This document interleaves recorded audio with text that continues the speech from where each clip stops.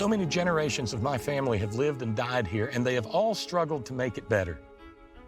But for every one of my family and thousands of other families like mine who have struggled to make it better, there have been a handful of people who have been hell-bent to make sure that it gets worse.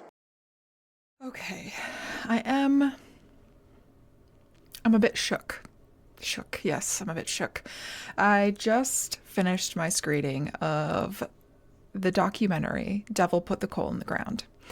And by the time that you are watching this, it will be available. So July 9th, it's available on streaming platforms, including iTunes and Apple TV and Amazon Prime Video, and potentially a few more streaming places, but those are the ones that I have confirmed.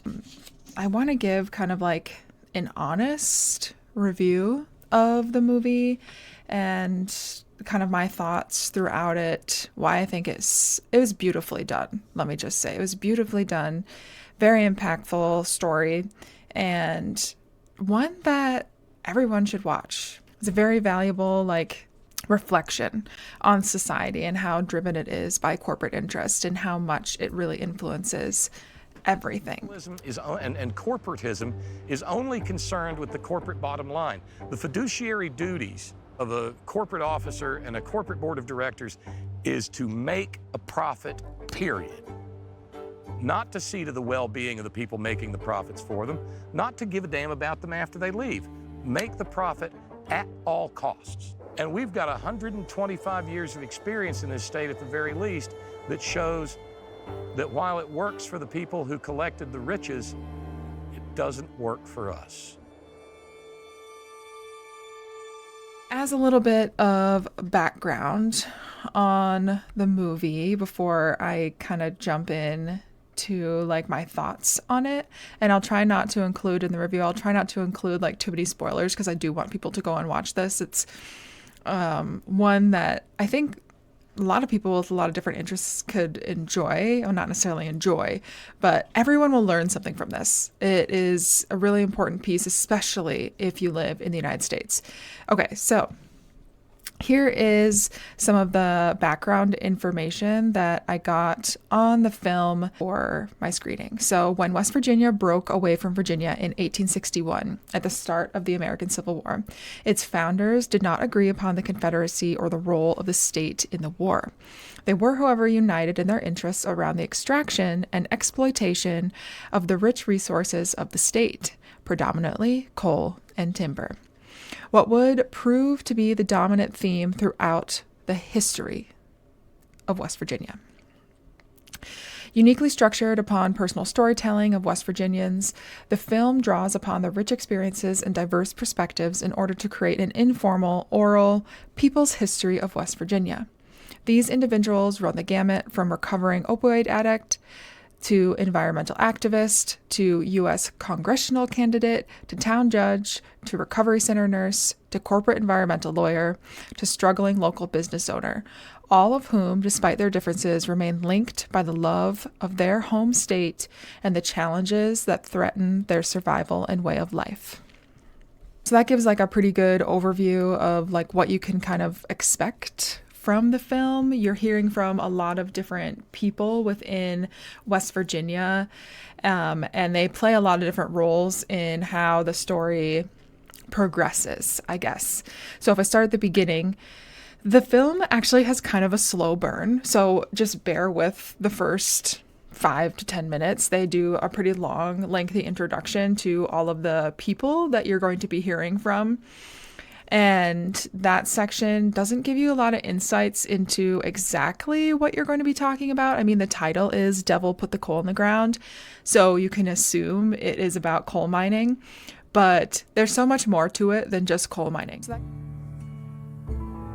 When a coal mine shuts down, it's not just a coal mine. There's a lot of support industry, equipment, tools, down to the family-owned diner or convenience store. I mean, almost creates a domino effect and just collapses in on itself. I'll play like a few clips in this section just to give you an idea of kind of some of the voices in the film, but I don't really want to like give the film away. You know what I mean?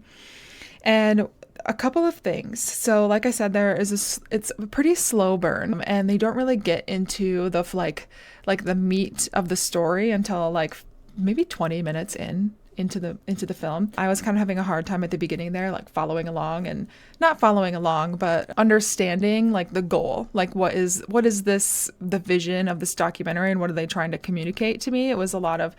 It was necessary information because a lot of it was kind of like setting the scene of all of the different interviews and community members, but also kind of giving enough backstory as far as like the timeline of how coal had been extracted in the state, how important it was to the communities in West Virginia for jobs and like just general community support, honestly.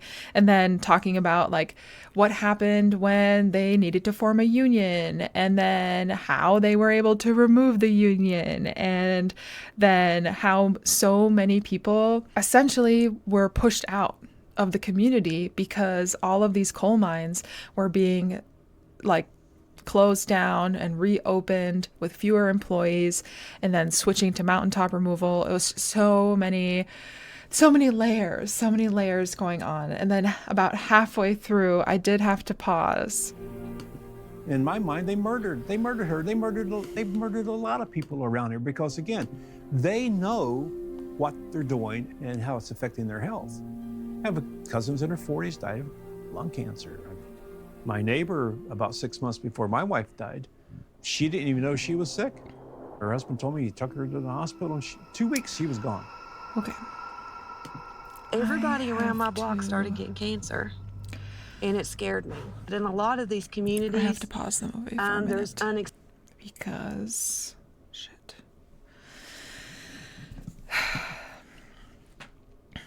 I'm about halfway through my first watch. Well, over halfway. My first watch of Devil Put the Coal in the Ground. It's a documentary. And it's very layered, multi-layered story. And I like how they have encompassed so many injustices and tied it back to these specific industrial causes, because that's what's happening. I like that they have included the community aspect of how much this affected the community, the workers, the economy, how it also affected people's health, how many people have gotten cancer and died, and also how it's impacting the environment. I really like that it's including all of these things, because oftentimes when I'm watching a documentary, it's really hyper-focused on just one aspect of the problem. Whereas like this gives it a much bigger picture of like, okay, the coal mining and the general corporate interests within West Virginia, we can see just how deeply disturbing, selfish, and greedy they are, and how it impacts so many different aspects of society, the environment, and it has like this domino effect. Oh, I'm going to finish watching it and then record the rest of the documentary review, but heavy. This middle section is heavy. A couple of discrepancies, though, that I saw like while I was watching this is, one, I was super surprised to see lawyer Robert Ballot featured in this film. I think for like the overarching like big picture of West Virginia and all of the corporate interests and greed and pollution and exploitation that they contribute to West Virginia as a state, he was a really important interview. However, I do wish that they would have made a stronger distinction between what Robert Ballot was actually talking about and the coal pollution, because they're two different pollution sources. Like, there was not one point in the documentary that they actually explained the chemicals that Robert Bilott was talking about, which he's talking about PFAS. And since I have a pretty stout understanding and background with PFAS, I've spoken to Robert Bilott on the Forever Chemicals podcast, which I highly recommend, by the way. Just a shameless plug right there.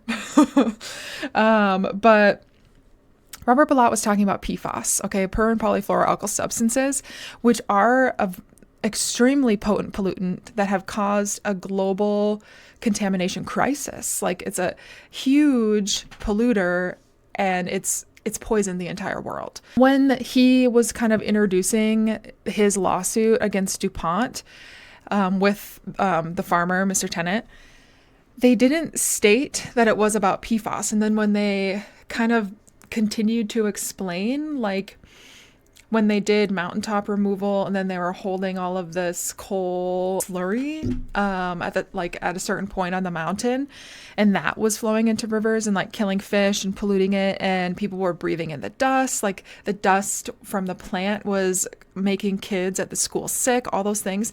And they're two separate pollution problems, and I really wish that the film would have distinguished between the two. I think for the length, maybe they weren't capable of doing that because PFAS is like a huge topic in and of itself. But I think for the average viewer, they would have assumed that Robert Bilott was talking about the coal contamination and the coal slurry pollution, not PFAS pollution. So that's like my main critique of the film. I think it was really well done, other than that one point.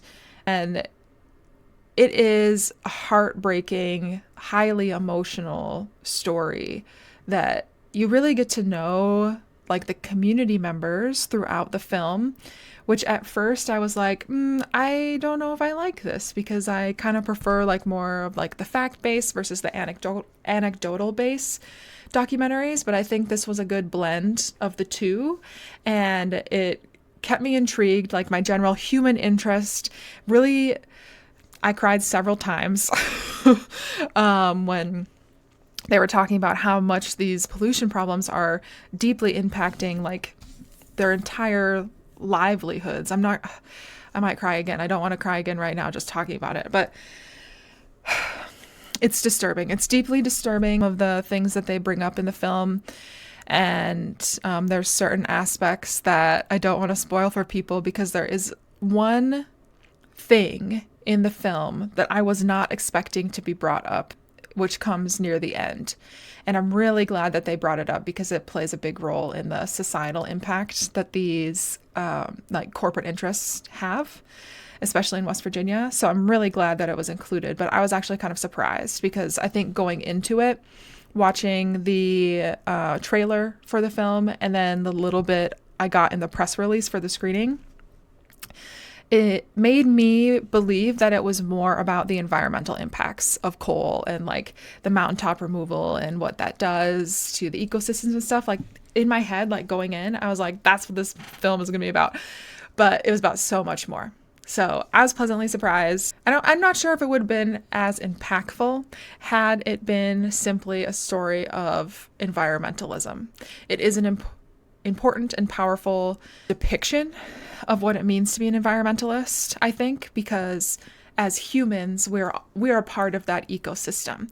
And when these polluters are entering these communities, exploiting people, exploiting the community, the natural resources, they're destroying that ecosystem that we are a part of. They're destroying our communities, they're destroying our health, and they just don't give a shit. So yeah, highly recommend. I think it was a great film. Be sure that you check it out when you have a chance. I'll put the links in the notes below. And if you want to learn more about what Robert Bilott was talking about in this film, then I do recommend that you check out that episode on the Forever Chemicals podcast. You can hear a little bit more about his lawsuit against DuPont, or his first lawsuit against DuPont, because there have been many now, and what PFAS are, and like what the global contamination crisis is there.